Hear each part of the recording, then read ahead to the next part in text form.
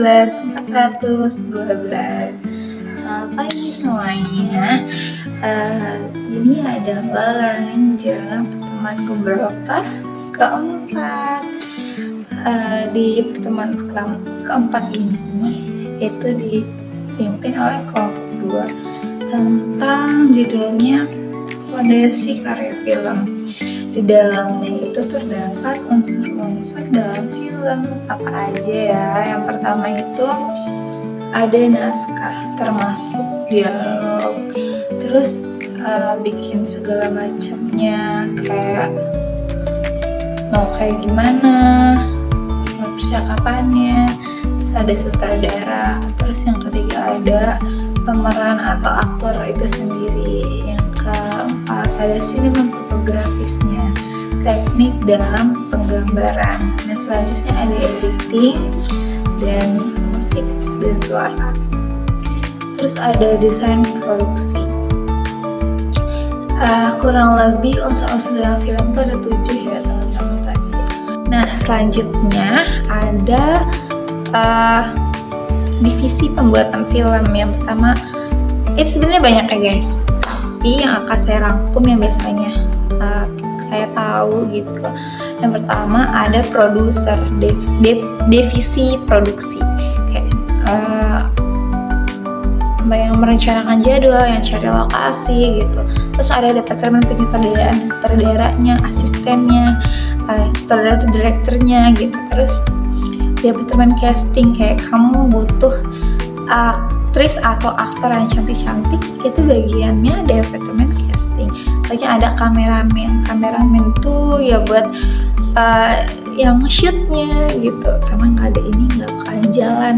Terus ada bagian art, kayak misalkan alat-alatnya, terus pencahayaannya, suaranya, itu bagian art. Terus ada departemen pasca produksi, kayak buat ngedit-ngeditnya gitu.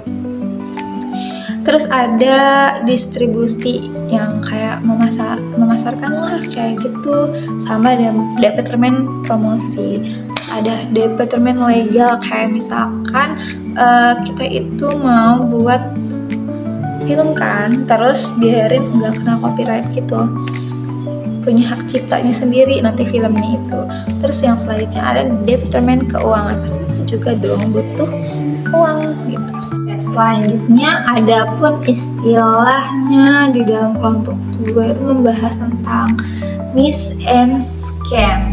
Apa sih itu miss and scan? Miss and scan kan bukan bahasa Indonesia kan, itu adalah bahasa Perancis, istilah Perancis yang biasanya diartikan sebagai penempatan di atas panggung. Nah, penempatan di atas panggung itu kalau di dalam konteks film atau teater ini tuh maksudnya semua elemen visual yang ada di dalam film disusun di dalam sebuah adegan, mencakup segalanya.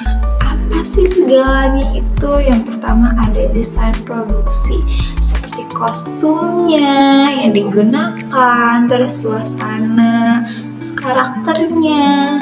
Selanjutnya ada komposisi kamera, cahaya, dimana agar mempengaruhi penonton. Kalau misalkan kita nonton film yang pencahayaannya kurang, jadi kan suram gitu kan, kita juga jadi takut gitu nontonnya, atau nggak gelap jadi takut kan nontonnya. Terus ada pencahayaan ditempatkan atau ditampilkannya itu agar pas gitu, ketika di shoot cahayanya tuh pas gitu. Selanjutnya ada warna, kan ada beberapa warna yang dimana kalau misalkan warna-warni jadi happy, kalau misalkan warnanya suram atau gelap jadi takut atau suram gitu. Terus gerakan aktornya itu juga dapat mempengaruhi. Dapat diartikan mind as scan ini adalah bahasa visual yang menyampaikan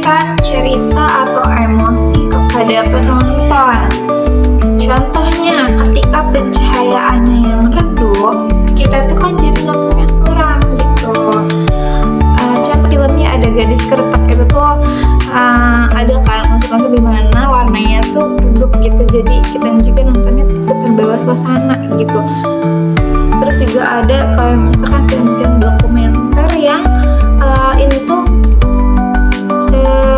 pencahayaannya disesuaikan sama pada kejadian itu, jadi kita ini terbawa gitu loh guys, terbawa suasana gitu. Nah di dalam kelompok 2 juga itu membahas tentang resensinya budi pekerti. Teman-teman pasti udah tahu kan budi pekerti yang dinyanyikan oleh Prilly dan Angga Aldionanda, dimana ini tuh menceritakan guru BK yang ngasih konseling gitu, ngasih bimbingan kepada anak-anak. Namun dia tuh ketika COVID ini tuh di shootnya media sosial itu menjadi sangat buruk gitu. Jadi orang-orang itu hanya melihat satu sisi yang jelek aja tanpa tahu sisi yang lainnya. Jadi makna yang bisa diambil yang pertama, ketika menggunakan sosial media teman-teman tuh harus bijak. Gak boleh asal merekam orang, gak boleh melihat dari satu sudut pandang aja. Kita harus mendengarkan pendapat orang lain. Yang kedua, dalam konteks bimbingan dan konseling, ketika kita melihat pemberian bimbingan atau konseling yang dilakukan oleh guru BK itu, seharusnya kita paham dulu sebelum mengkritik. Jadi ketika kita mengkritik kan kita nggak tahu perasaan orang kayak gimana. Nah itu akan mempengaruhi mental bahkan kehidupan dia. Jadi kita harus, kalau kita nggak mampu untuk memberikan solusi, kita diem aja. Kita kasih pendapat, tapi itu pendapat yang baik, yang membangun, jangan yang menjatuhkan. Nah selanjutnya apa ya? Kita tuh harus banyak komunikasi antara keluarga. Kan di dalam film Budi Pekerti itu keluarganya kurang ya komunikasinya gitu, entah ayahnya entah anaknya itu tuh kurang. Ketika dia mendapatkan musibah itu, dimana ibunya mendapat fitnah dari orang lain di sosial media, bahkan di kehidupan nyatanya juga, tetap mereka banyak bekerja sama, bahkan hidupnya lebih menerima satu sama lain. Itu aja untuk pertemuan keempat. Sampai ketemu di pertemuan kelima, yang dimana saya yang menjadi presentatornya. Oke, terima kasih sudah menyaksikan bimbingan konseling Islam secara menceriakan. Bye bye. Singers, Taylor Swift, composer, actress, director, and screenwriter. Heartbreak, powerful magazine cover.